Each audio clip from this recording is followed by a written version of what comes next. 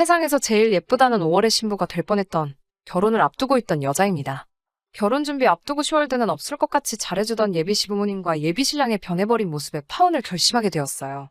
저는 올해 30살이고 전문대를 졸업하긴 했지만 한 분야에서 스물셋부터 일해오며 경력과 능력 인정받으며 회사 생활하고 있습니다. 꼭 결혼 자금으로 써야겠다 하고 모아둔 돈은 아니지만 처음 일 시작하면서 열심히 모아오니 저금으로 8천 정도 가지고 있습니다.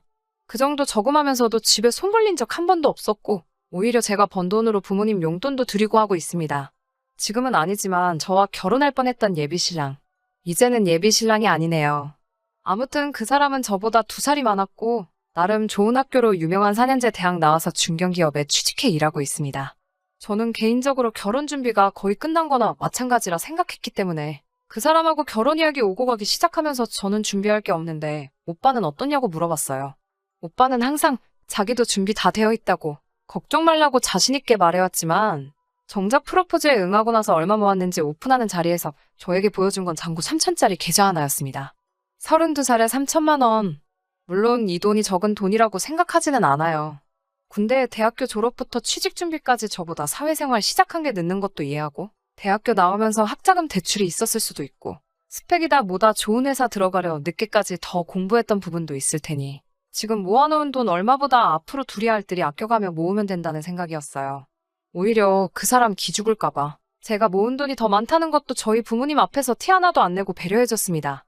상견례 할 때도 분위기도 아주 좋았습니다. 결혼식은 서로 간소하게 하자고 하시며 둘이 사랑해서 결혼하는 거니 부모님들은 뒤에서 믿어주고 간섭하지 말고 응원해주는 게 맞지 않겠냐고 예비시댁 쪽에서 먼저 말해주셨어요. 저희 부모님도 그 말이 맞다고 하시면서 상견례도 별 문제 없이 끝났습니다. 결혼 준비는 그렇게 별 문제 없이 진행되는가 싶더니 요즘 같은 전세대란에 둘이 모은 돈으로는 혼수며 집이며 아무리 열심히 알아봐도 답도 안 나오고 힘만 들더라고요. 결국 양가 부모님들께 손 벌리지 않기로 한 결혼식이었지만 전세집 구하는 것만이라도 조금 도와주십사 해서 각자 집에 알아보기로 했습니다.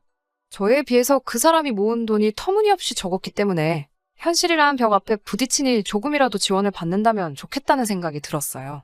저희 부모님은 남편이 사실 모아놓은 돈이 별로 없었다는 말에도 그다지 화를 내거나 하지 않으셨습니다. 오히려 그런 상황이었으면 진작에 물어보지 않았느냐며 그러면 진작에 같이 고민해보지 않았겠느냐고 저를 나무라셨어요. 저희 부모님한테는 지금 살고 계시는 아파트 말고 다른 동의 평수가 조금 작은 아파트 한 채가 더 있으세요.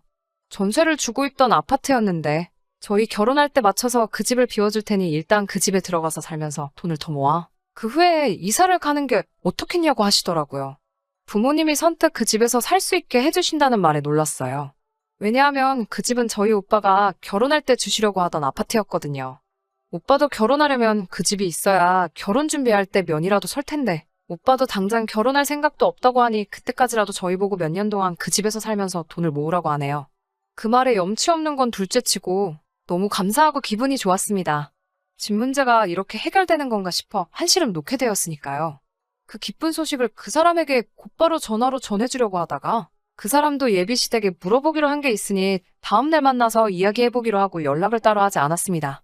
다음날 그 사람을 만나 물어봤어요. 오빠 쪽 부모님은 따로 무슨 말씀 없으셨냐고요. 그 사람은 조금 쭈뼛대면서 왜 이제 와서 그러냐는 말을 들었다며 시댁 쪽에서는 더 도와줄 수 없다는 대답을 들었다고 하네요. 제가 모은 돈도 더 많은 상황에 저희 부모님께서 집 문제까지 어느 정도 해결해 주신 상황인데 단돈 1,000만 원 정도라도 도와주실 걸 기대했어서 그런지 기분은 썩 좋지 않았습니다. 하지만 애초부터 손 안 벌리고 결혼하기로 이야기가 나온 상황이니 그저 상황이 여의치 않으신가 보다 하고 그냥 넘겼습니다. 그 사람한테 저희 부모님께서 지금 전세 주고 있는 아파트에서 살게 해주신다는 말을 했더니 그 사람도 이 입이 귀에 걸려서 아주 좋아하더라고요. 집 문제가 해결되고 다른 결혼 준비를 하게 되면서 언젠가부터 그 사람 입에서 저희가 살게 될 아파트 시세라든지 생략하기로 했던 예단이니 뭐니 그런 단어들이 나오기 시작했습니다. 무슨 소리 하는 거냐 되묻는 저희 말에 그냥 궁금해서 물어봤다는 식으로 말끝을 흐려서 별일 없을 줄 알았는데 그때 확실하게 이야기를 해둘 걸 그랬네요. 어느 날 저한테 예비시모로부터 전화가 한 통 걸려왔습니다. 전화기 너머 예비시모 목소리가 평소와는 조금 다른 차가운 느낌이 들었어요. 무슨 급한 일인지 퇴근하자마자 시댁으로 오라는 말에 찾아갔습니다. 그 사람 집에 저희 집과는 완전 반대 방향이어서 1시간이나 걸리는 거리를 지하철을 타고 갔어야 했어요. 시댁에 도착했는데 저를 반겨주시는 게 아니라 왠지 모르게 차가운 느낌으로 저를 대하시더라고요. 대뜸 저한테 앉아라 한마디에 저도 모르게 그냥 자리에 앉았습니다. 마실 것 하나 안 내주시고 저한테 하시는 말을 들으니 정말 어이가 없었어요. 대뜸 집을 사돈 쪽에서 해주신다지? 라고 물어보더라고요. 솔직히 집을 해주시는 건 아니었지만 오빠가 결혼할 때까지 그 집에서 저희가 살게 된 거였으니 맞다고 네라고 대답했어요. 제 대답을 듣고 저에게 이어서 하시는 말이 결혼하면 원래 시댁 쪽으로 와서 살아야 되는 건데 이야기 들어보니 사돈어른 살고 계시는 같은 아파트라며? 라고 물어보시더군요. 무슨 뜻으로 하신 말인가 저는 그때 알지 못했으니 예비시모 말씀에 또 맞다고 대답했고요. 그랬더니 예비시모가 저한테 한다는 말이 자기가 그 아파트 시세를 알아봤더니 얼마 정도더라. 그러니 그 집을 정리해서 이쪽으로 집을 구하고 남는 돈으로 혼수 같은 걸 채우는 게 좋겠으니 그렇게 하라고 하시더군요. 쓰다 보니 예비시모라고 쓰기도 싫으네요.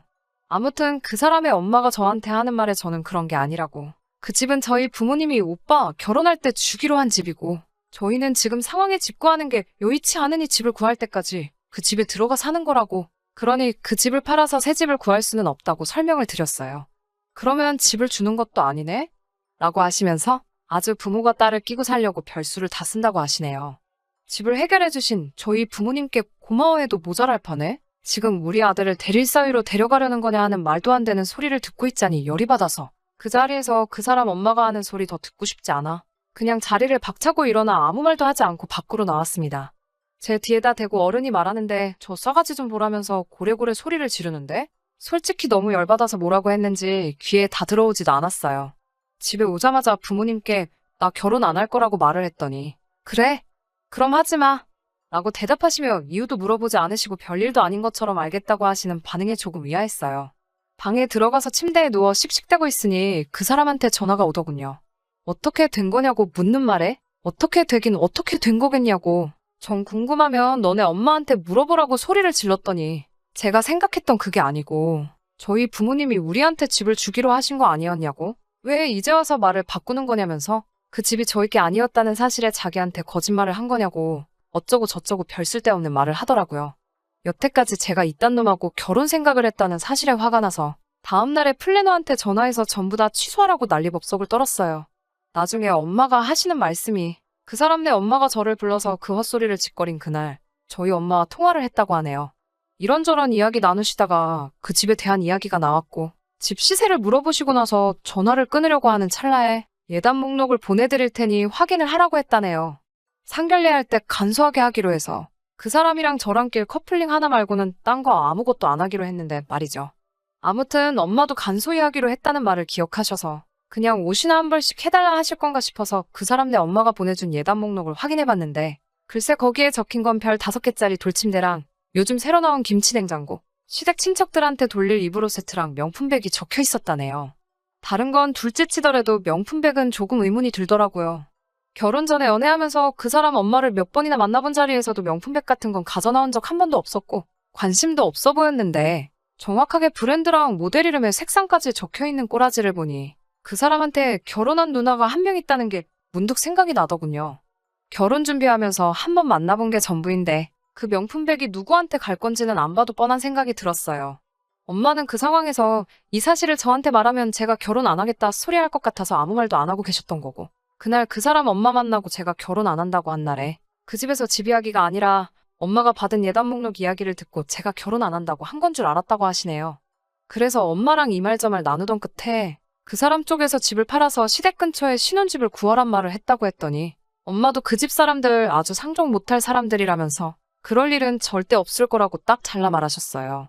청첩장 돌리기 전에 파혼하게 돼서 그거 하나만큼은 정말 다행이라고 생각하는데 아무리 생각해봐도 도무지 분이 풀리지가 않네요.